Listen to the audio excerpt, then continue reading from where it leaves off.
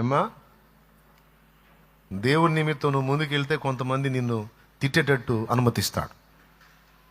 తిడతారు వచ్చి, నువ్వు కూర్చొని ఏడుస్తావు. చూసావా ప్రభు ఎంత మాట అన్నారు, ఎంత మాట అంటావు.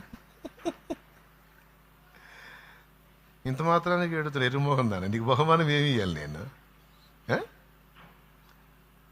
కొంతమంది నిన్ను ముఖం మీదనే దూషించేటట్టు, కొంతమంది నీ సువార్తను అడ్డగించేటట్టు, కొంతమంది నీ ద్వారా జరిగే పనికి శత్రువులుగా మారి నీకు ఎదురు తగిలేటట్టు, నీ ఇంటి వారే నీకు శత్రువులు అయ్యేటట్టు, నీ సొంత వాళ్ళే నిన్ను ద్వేషించేటట్టు, వాళ్ళకి నిన్ను చూస్తే ఒక పురుగును చూసినట్టు ఉంటుంది, నిన్ను చూస్తే ఒక అసహ్యం, ఒక శత్రువే. నువ్వు కనపడితే శత్రువే.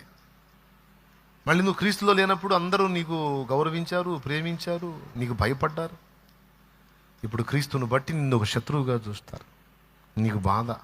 ఒక్కోసారి కూర్చొని ఏడుస్తావు, ఎందునైనా నేను వాళ్ళకి చేసిన అన్యాయం, ఎందుకునైనా నన్ను మీద అంత విషపు చూపు నిలిపారు, అంత శత్రువుగా నన్ను చూస్తున్నారు, నా ఇంటి వాళ్ళే నాకు ఎందుకు ఇలా చేస్తున్నారయ్యా. మరి కొలిమి కావాలి కదమ్మా. మరి త్యాగం, నీ ఓర్పు, నీ సహనం, నీ త్యాగం, నీ ప్రతిష్ట, నీ భారం, మరి ఇవన్నీ లేకుండా అసలు ఏ సేవ ఎందుకు అవుతుంది? సేవ అంటేనే త్యాగమే నాయనా. క్రీస్తు కొరకు బ్రతకటం అంటేనే ఒక త్యాగంతో కూడిన, సవాలుతో కూడిన వ్యవహారమే. ఎందుకు నాయనా నేను అందరికి శత్రువునయ్యానంటే, అది క్రీస్తును బట్టి అయితే ఇంకా ధన్యత, సేవను బట్టి అయితే ఇంకా ధన్యత. 100 మంది కలిసి పచ్చి తిట్లు నన్ను తిట్టారు అనుకుందాం. రేపు ఆయన ముందు నిలబడినప్పుడు వీడు నా కోసం ఎన్ని దూషణలు పొందాడో తెలుసా? రా నా కుమారుడదా, చాలా దూషణ పొందావు నాయన, ఇదిగో ఆ దూషణకు ప్రతిగా నీకు భూషణ ఇస్తున్నాను అంటాడు. దూషణలన్నీ భూషణములుగా. ఏమండి, ఇదంతా ఎందుకంటే యేసయ్య కూడా చిటికలో అందరినీ రక్షించగలడండి, కానీ ఆ చిటికలో రక్షించలేదండి, సిలువనికి రక్షించాడండి.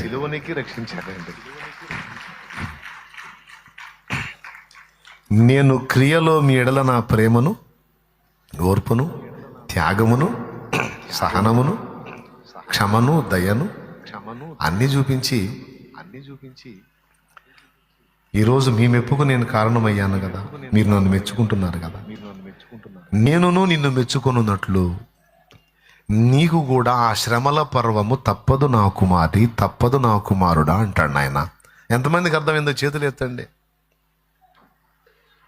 వాస్తవా కాదా చెప్పండి మీరు?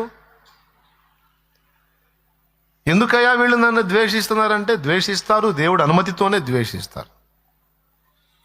నేను చెప్తున్నా, నిన్ను ద్వేషించే వాళ్ళ తలకాయలో ఉన్న మెదడు ఒక్క నిమిషంలో నీకు ఫేవర్గా తిప్పగలడు దేవుడు, కానీ తిప్పడు.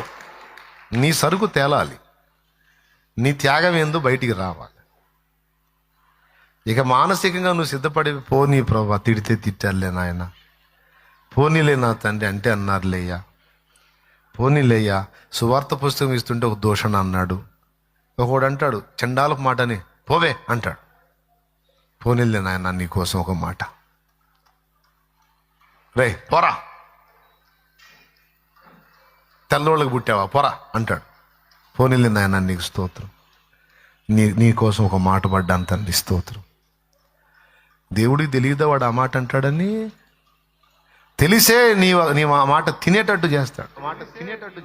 అక్కడ నీ హృదయం ఎలా చూస్తుంది అంటే, పక్కకెళ్ళి నీకు స్తోత్రం నాయన, బిడ్డని క్షమించయ్యా అని వెళ్ళిపోతే, నా దేవుడు నిన్ను చూసి ముద్దాడుకుంటాడు. నా బిడ్డ సహనం చూడు, నా బిడ్డ ఓర్పు చూడు, నా బిడ్డ తగ్గింపు చూడు, నా బిడ్డకి ఎంత క్షమాగుణమో చూడు, వాడు ఎంత పచ్చి తిట్టు తిడితే, పోనీలే నాయన బ్రవ్వా క్షమించయ్యా, బిడ్డ తెలియదులేయ్యా అని దాటెళ్ళింది బిడ్డ.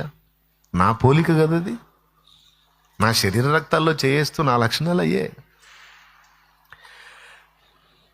భాగభోగ్య భాగ్యభోగ నిధులు లేని భారభరిత సేవ, బాష్పశిరులలోన మెలిగి బాధలను భరించు సేవ బాష్పశిరులలోన వెలయు బాధలను వరించు సేవ మధుర మధుర మధుర సేవ. ఎరా ఏమి కర్మరా, సేవ సేవ సేవ నీ బొంద నీ పాడే అనుకుంటా. ఉద్యోగం నోటిగాడు ఉద్యోగం పోగొట్టుకొని ఆ పిల్లల్ని ఆ గతి చేసావు. ఏం మనిషివిరా నువ్వు, ఎవడురా దేవుడు? ఎరా నోటిగాడు ఆహారం పోగొట్టుకున్నావు, గవర్నమెంట్ ఉద్యోగం పోగొట్టావు, దొరికిద్దంట్రా. ఆ పిల్లల భవిష్యత్తు ఏం చేయాలనుకున్నావురా? వాళ్ళ నాశనం చేస్తావా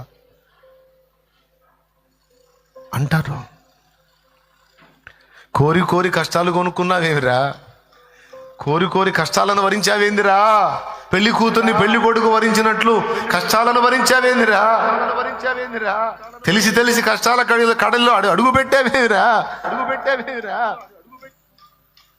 పర్వాలేదు, నేను పూర్తికాలం ఆయన సేవలో ఉండాలి, ఇంకొంచెం సౌకర్యవంతంగా నా తండ్రి పని చేయాలంటే అది నాకు అడ్డుబండైంది. నేను అక్కడ ఉద్యోగం చేస్తే యజమానుడు నాకు జీతం ఇస్తాడు, దానికి రాజీనామా ఇచ్చి నా ప్రభువులో నేను ఉద్యోగం పొందాను, నా ప్రభు జాబ్ చేస్తున్నాను. ఆ యజమానుడు నమ్మకంగా ఇచ్చినప్పుడు అంతకంటే లెక్క ఎట్లు ఎక్కువ శ్రేష్ఠుడు నా యజమానుడు.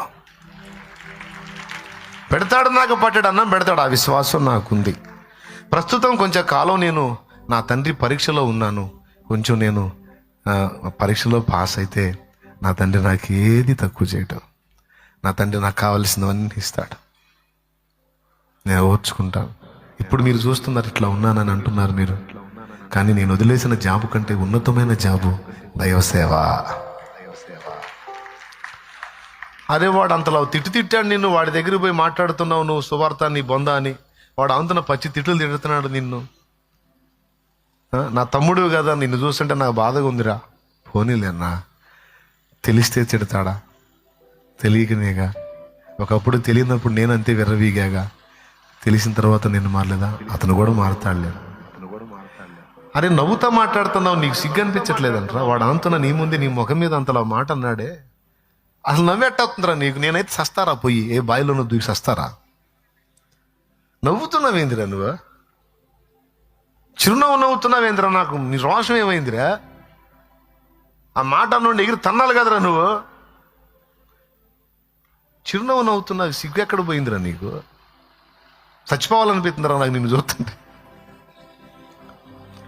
సిలువమూర్తి కృపను జాట సిగ్గుపడని సేవ, సిలువ నిందలను భరించి శిరము వంచి మురియు సేవ, శిరము వంచి మురియు సేవ, మధుర మధుర మధుర సేవ, యేసు ప్రభు సేవ. పిచ్చి పట్టిందిరా నీకు సావు, పిచ్చి పట్టిందిరా నీకు సావురా, అటనే సావు. నాకు కనపడక నీ ముఖం నాకు చూపించకరా, కడుపు రగిలిపోతుంది. ఎట్ట పుట్టావు? నా తమ్ముడిగా పుట్టావు. ఎట్ట పుట్టావే నువ్వు? నాకు చెల్లిగా పుట్టావు, నా కర్మగాలి దరిద్రపు దాన్న. ఎట్ట పుట్టావి? నేను అక్క అనాలంటే అక్క అనాలంటే నాకు రగులుతుంది, నాకు కడుపు. నా ముందు కనపడబా, ఎవరే నువ్వు? అడక్క తిని దానిలా కొంపల మిడి తిరుగుతాను అమ్మాయి అనుకుంటా. ఏం కర్మే నీకు? నమ్ముకున్నావు సరే, యేసుప్రేమ నమ్ముకున్నా, ఉండవు నీ ఇంటో నువ్వు ఉండు. కొంపల మిడి తిరిగి చెబుతావే పనికి మళ్ళీ దాన్ని. నా ఇంటి ముందుకు వచ్చాడు మరి చెప్పుతో కొడతావా?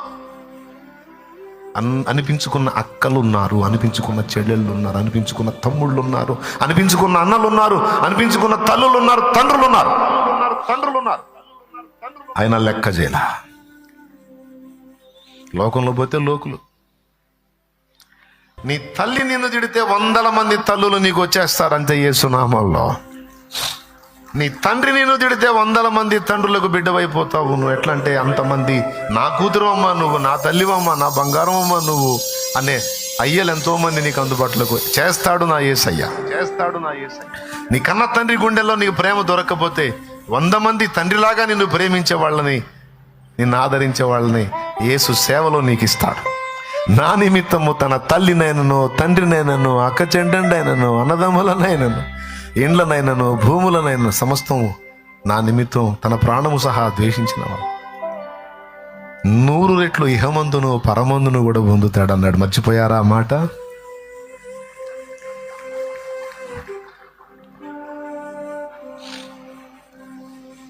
వందల మంది అన్నల్ని ఇస్తాడు, 100 మంది చెల్లెల్ని ఇస్తాడు, 100 మంది అక్కల్ని ఇస్తాడు, తమ్ముళ్ళని ఇస్తాడు.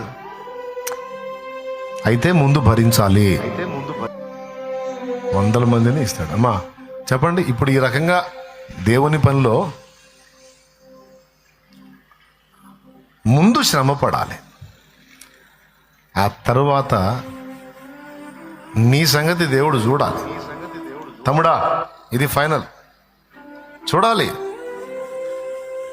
మాటలు పడాలి, తిట్లు పడాలి, దెబ్బలు తినాలి అవసరమైతే. ఎన్ని బాధలైనా పడాలి. అక్కడ మన త్యాగం, ఓర్పు, సహనం, దేవుని ఎడల మనకున్న ప్రేమ, ఆత్మరక్షణ కొరకు మన గుండెల్లో ఉన్న భారం మొత్తం నా తండ్రి చూస్తాడు. నా తండ్రి చూసి నిన్ను మెచ్చుకొని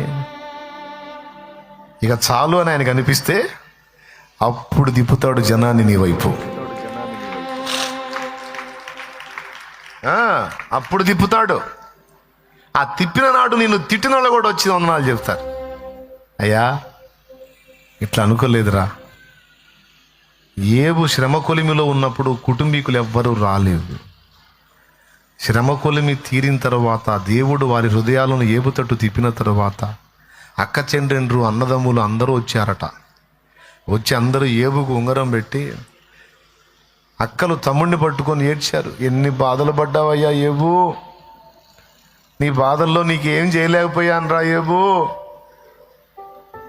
నీ బాధలన్నీ తలుచుకుంటుంటే గుండె ఆవిరైపోతుంది అయ్యా, ఎన్ని బాధలు పడ్డావయ్యా అయ్యా అయ్యా అని ఏడుస్తాడు. ఇదేందిరా, బాధల్లో ఉన్నప్పుడు వీళ్ళెవరు రాలేదు, ఇప్పుడు ఎన్నంతల ఆశీర్వాదం వచ్చిన తర్వాత ఆశీర్వాదంతో పాటు వీళ్ళ ఆదరణ అనే ఆశీర్వాదం కూడా వచ్చిందే. ఆనాడు ఈ ఆదరణ కనీసం అన్ని పోయినా ఆదరించే వాళ్ళు లేరని ఏడ్చానే. ఆనాడు ఆదరణ కూడా నాకు దూరం అయిపోయింది. ఈనాడు అన్నిటితో పాటు ఆదరణ కూడా. అనుకొనని శ్రమలెన్నో ఎదిరించిన ఆత్మీయుల ప్రేమని. ఏమో నా ఏడుపు, నా దుఃఖము నీకు అంత ఇంపుగా ఉంటారా అనే కానీ ప్రభు, ఈ కన్నీరు అలా ధారాపాతంగా సాగని ప్రభు. ఏమనాలి? నా ఈ వేదన. అక్కడి నుంచి తిరిగాం మనం ఈ మ్యాటర్ అంతటికి. నీ దెబ్బయని మౌనముగా సహింతును ప్రభువా. దేవునికి మహిమ. అది ఏ విధంగా కొట్టినా, ఏ విధంగా నలిపినా నా మేలు కోసమే గయ్యా. నీ సన్నిధిలో, నీ హస్తములో నలుగుట నాకతి ప్రియము కదయ్యా. నిజంగా బాగా నలుగుళ్ళు ఉన్నప్పుడు ఎట్లాంటి పాటలు వస్తాయి? అన్నీ బాగుండి ఆరోగ్యంగా ఉండి ఎగిరెగిరి పడేటప్పుడు రావు ఎట్లాంటి పాటలు. బాగా తోముళ్ళలో ఉంటాను చూడు, అప్పుడు కదిలితే ఏడిపోతాను. అప్పుడు దీన మనసు వచ్చిద్ది, దీనంగా దేవుని వేడుకోవటం వచ్చిద్ది. ఎంత బాగా చెప్తున్నారయ్యా. నేను నా మార్గాలని జాగ్రత్తగానే చూసుకొని నడుస్తున్నా ప్రభా. తప్పు చేయకూడదు, ఇలా ఉండకూడదు, ఇలా ఉండకూడదు అన్నీ చూసుకొని నడుస్తున్నాను. అయినా ఏదో వేదనలు ఎక్కువైపోతున్నాయ్యా. ఎందుకయ్యా? ఏదో నాలో తేడా ఉంది, చూసావు, బ్యాలెన్స్ చేస్తున్నావా? పోనీలేదు నాయన. అయ్యా నేను మంచివాడిని కాదయ్యా, నేను మంచిదాన్ని కాదు, నాకు న్యాయమేలే, నాకు న్యాయమే నాయన నువ్వు అట్లా చేయటం. నిన్ను నిందించనయ్యా, ఒక్క మాట కూడా విన్నాను.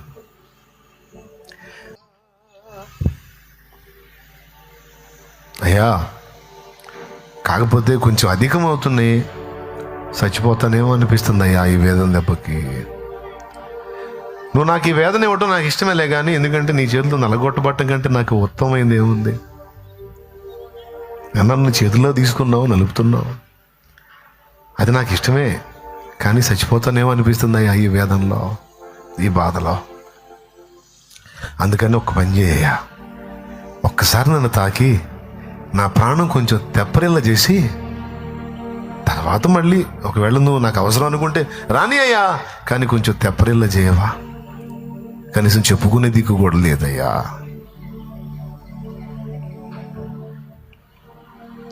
అర్థం చేసుకునే మనుషులు లేరయ్యా, ఆదరించే హృదయాలు లేవయ్యా. అయ్యా, ఏకాకి నేనే వ్యధితుడనయ్యా, అధికంబులునా గాయములయ్యా. చాలా గాయాలైపోయినాయి ప్రభువా, రకరకాలుగా నల్లగొట్టబడ్డాను, నీరసం అయిపోతున్నాను. ఈ వేదన దెబ్బకి నా ప్రాణం పోయిద్దేమో అనిపిస్తుంది. ఇన్ని గాయాలు మరి తట్టుకుంటా కానీ శక్తి లేదు, నాకు శక్తిని అయ్యా. ఏకాకి నేనే వ్యధితుడనయ్యా, అధికంబులునా గాయములయ్యా. యాత్ర ముగియకనే అంటే చచ్చిపోకముందే, యాత్ర ముగియకనే మునుపొకసారి తెప్పరిల్లగా నన్ను జేయగదయ్యా, తెప్పరిల్లగా నన్ను చేయగదయ్యా. మేలు చేయను ఉద్దేశించుచున్నాను, అందుకే కొంచెం శ్రమ కులిమిలో ఉంచాను. ఇది నీవు విధేయత నేర్చుకుంటావు, పరిశుద్ధపరచబడతావు, మెప్పు పొందుతావు, నా దగ్గర రెండంతల ఆశీర్వాదం పొందుతావు, ఇతరులకు సాక్ష్యం అవుతావు, నీ అనుభవ పాఠాలను ఇతరులకు పాఠాలు అవుతాయి. అన్నిటికంటే శ్రేష్టంగా సుధమా గుమ్మర్రాలు నాశనమైనట్టు నాశనం కాకుండా ఉంటావు నా కుమారి, నా కుమారుడా అంటాడు. ఇది ఫినిషింగ్ టచ్. దేవునికి స్తోత్రం కలుగును గాక. అర్థమైందా? ఇంకా చెప్పుకోవచ్చు. యేసు శ్రమలు మనకు దీవెనైనాయి, అలాగే నీవు నేను పొందే శ్రమలు ఇతరులకు దీవెనవుతాయి. బిడ్డ గుర్తుపెట్టుకో. షాలేం రాజు అనేవాడు పడ్డ బాధలన్నీ కూడా ఈరోజు ఇతరులకు దీవెనగా మారాయి. అందులోంచి ప్రసంగాలు వచ్చాయి, అందులోంచి పాటలు వచ్చాయి, అందులోంచి అనుభవాలు వచ్చాయి. అవి ఎంతో మందికి దీవెనగా నా తండ్రి చేశాడు. అమ్మా నాయన, ఈరోజు నువ్వు పొందుతున్న వేదనలన్నీ ఇతరులకు దీవెనగా కూడా మారతాయి. ఎంతమందికి అర్థమైందో నేను చెప్పే సంగతి? ఎందుకంటే ఇక అనుభవాలతో నువ్వు ఎంతమందిని ఓదారుస్తావో, ఎంతమందికి సాయం చేస్తావో, ఎంతమందిని ధైర్యపరుస్తావో, ఎంతమందిని పురికొల్పుతావో నీ సాక్ష్యంతో. రేపు ఎవరన్నా వచ్చి అక్క నేను దేవుడిని నమ్ముకున్నాను నన్ను తిడుతున్నారక్క అంటే, ఏమని తిట్టారమ్మా నిన్నంటే ఫలానా మాట అన్నారంటే, నన్ను నిన్ను తిట్టారమ్మా. ఈరోజు వాళ్ళందరూ ఏం చేశాడు దేవుడు? వాళ్ళందరి ముందు నన్ను కనపరచలా, వాళ్ళందరూ నా యొద్దకే వచ్చేటట్టు చేయాల, వాళ్ళందరికీ నేనే హెల్ప్ చేసేటట్టు చేయాల. నిన్ను కూడా అలా చేస్తాడమ్మా, భయపడకరా తల్లి అన్నప్పుడు గొప్ప ఆదరణ. ఆదరించగలుగుతావు, ఓదార్చగలుగుతావు, సాయం చేయగలుగుతావు, అర్థం చేసుకోగలుగుతావు ఎదుటోళ్ళని. అటు ఆయన్ని అర్థం చేసుకుంటావు, ఇటు మనుషుల్ని అర్థం చేసుకుంటావు. ఇవన్నీ వస్తాయిరా తల్లి. ఈ బాప్తిస్మం లేకపోతే అవి రావమ్మా. నేనా వస్తాయా? నాకు దేవుని మహాకృపను బట్టి 3 బాప్తిస్మాలు అయిపోయినాయి, ఇచ్చాడు దేవుడు. ఇప్పుడు 3వ బాప్తిసం కొనసాగుతుంది. ఈ 3వ బాప్తిసం కంటిన్యూ కావాలంటే, ఇందులో కొనసాగాలంటే ఆ 2వ బాప్తిసం ఎప్పటికప్పుడు పొందుతూ ఉండాలి. మొదటి బాప్తిసం ఒకసారి పొందితే సరిపోద్ది. ఏం బాప్తిసం అది? నీటిలో ముంచడం బాప్తిసం. 3వ బాప్తిసం రెగ్యులర్ కొనసాగుతుంటుంది. ఎందుకంటే మనం ఫైనల్గా అక్కడికి వెళ్ళిన దాకా మనకు అది అప్పుడప్పుడు తగులుతూ ఉండాలి కాస్త. ఆ తగిలిని తట్టుకోవాలంటే 2వ బాప్తిసం అంటే పరిశుద్ధాత్మ బాప్తిసం పొందుతూ ఉండాలి. ఇది పొందితే ఆ శ్రమల బాప్తిసం పొందడానికి శక్తి వచ్చింది. ఆ బాప్తిసం పొందితే పరిపూర్ణం అవుతాం. ఏ బాప్తీసం పొందితే? పెద్దగా చెప్పండి మా, ఇంతసేపు కష్టపడ్డా కదా, థ్యాంక్ యూ. ఆ బాప్తీసం తట్టుకోవాలంటే రెండో బాప్తీసం, ఏం బాప్తీసం పొందాలి? పరిశుద్ధాత్మ బాప్తీసం. శ్రమల బాప్తీసం, యేసయ్య పొందిన శ్రమల బాప్తీసం మనందరికీ రక్షణ కారణమైంది. మనం పొందే శ్రమల బాప్తీసం ఇతరులకు దీవెన కారణం అవుతాం. ఫైనల్గా మనం నాశనం కాకుండా ఉంటామమ్మా. సొదొమ గొమొర్రాలు అంత నాశనం ఎందుకయ్యారు తెలుసా? యెహెజ్కేలులో చెప్పాడు, కనికరము లేకపోవుట నిర్విచార సుఖస్థితి అన్నాడు. నిర్విచార సుఖస్థితి ఎంత ప్రమాదమో తెలుసా? అంటే ఏ బాధలు లేకుండా, ఏ సమస్యలు లేకుండా, ఏ ఇబ్బంది లేకుండా మనం అన్ని విధాలా ప్రశాంతంగా ఉంటే, ఏ శ్రమ, ఏ బాధ, ఏ ఒత్తిడి, ఏ ఇబ్బంది లేకుండా నువ్వు ప్రశాంతంగా ఉంటే నీ పరిస్థితి ఎలా అయిపోయింది అంటే సొదొమ గొమొర్రా వాళ్ళ పరిస్థితి అయిపోయింది. బాలు మొదలుకొని ముసలాళ్ళ వరకు ఎంత కామ వికారానికి లోనయ్యారంటే, లోతింటికి వచ్చింది 2 పురుషులైతే ఆ పురుషుల్ని కొట్టడానికి వెళ్ళారు వీళ్ళు. ఎంత కొవ్వెక్కి, ఎంత బరి తెగించి, ఎంత నీచానికి దిగజారంటే, ఎందుకు అలా అయిపోయారంటే యెహెజ్కేలులో చెప్పాడు, నిర్విచార సుఖస్థితి. ఇప్పుడు ఏం జరిగింది తెలుసా? అదే రాత్రి తెల్లవారక మునిపే ఆకాశం నుండి దేవుడే అగ్నిని, గంధకాలను కురిపించి రాళ్లతో సహా బూడిద చేశాడు. రాళ్ళు కూడా బూడిదైపోయినాయి. ఎందుకంత కొవ్వెక్కిపోయారు వాళ్ళు? వాళ్ళ ముసలోళ్ళకి షుగర్ బీపీలు లేవు, వాళ్ళ ముసలోళ్ళకి మోకాళ్ళ నొప్పులు లేవు, దున్నపోతుల్లాగా ఉన్నారు. ఆ పిల్లలకి క్రమశిక్షణ లేదు. ఇక ముసలోళ్ళు బాలురు ఎట్టయ్యారంటే ఇక యవనస్తులు ఎంత ఎంత ఎంత నీచంగా ఉండుంటారు ఊహించండి. అందుకే ఒక్కడిని కూడా తప్పించుకొని ఇలా, అది కూడా టెండర్ డే టైం పెట్టలా, నైట్ పెట్టాడు. డే అయితే తప్పించుకుంటారుగా, డే అయితే పనులకు వెళ్తారుగా, నైట్ అయితే ఇంట్లో ఉంటారుగా. చూసావా? డేట్ పెట్టాడంటే మామూలుగా ఉండదు, కరెక్ట్గా పెడతాడు. సావు డేట్ ఎవరు? భలే పర్ఫెక్ట్గా ఉంటుంది. ఎవడు పిల్లలు పెద్ద ఎవడు తప్పించడం లేదు. సొదొమ గొమొర్రా, ఆద్మ, జెబోయిము, బెల 5 పట్టణాలు టెండర్ పెట్టాడు. లోతు వల్ల ఒక పట్టణం బతికిపోయింది, 4 పట్టణాలు స్మాష్. ఏమి మిగలనిలా. ఎందుకంటే వాళ్ళ కొవ్వు ఏ స్థాయికి పోయిందంటే, వాళ్ళు దేవుడే వాళ్ళ మధ్యలోకి వస్తే ఆయన్ని గుర్తించకపోగా ఆయనను వాళ్ళు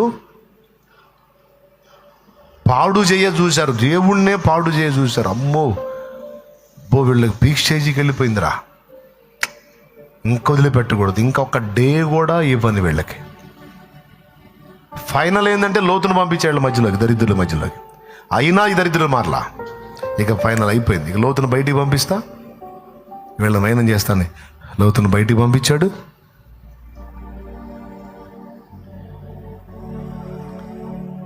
ఇప్పుడు చెప్పండి, సుఖం కావాలా, శ్రమ కావాలా? అయ్యా ఇప్పుడు చెప్పండి, సుఖం కావాలన్నోళ్ళు చేతులు ఎత్తండి నాయనలారా. సుఖం కావాలన్నోళ్ళు అన్నా, మేము క్షేమముగా ఉండునట్లు, సొదొమ జాతోళ్ళలాగా మేము మారకుండునట్లు, మేము 2 దీవెన పొందినట్లు, ప్రభు కృప పొంది విధేయత నేర్చుకున్నట్లు, దేవుని ఎదుట మెప్పు పొందినట్లు, దైవ సేవలో దేవుడు మమ్మల్ని మెచ్చుకున్నట్లు, మేము పరిపూర్ణలు మగునట్లు మాకేం కావాలి? పెద్దగా చెప్పండి, అందరు చెప్పండి. రైట్, బాగా అర్థమైంది.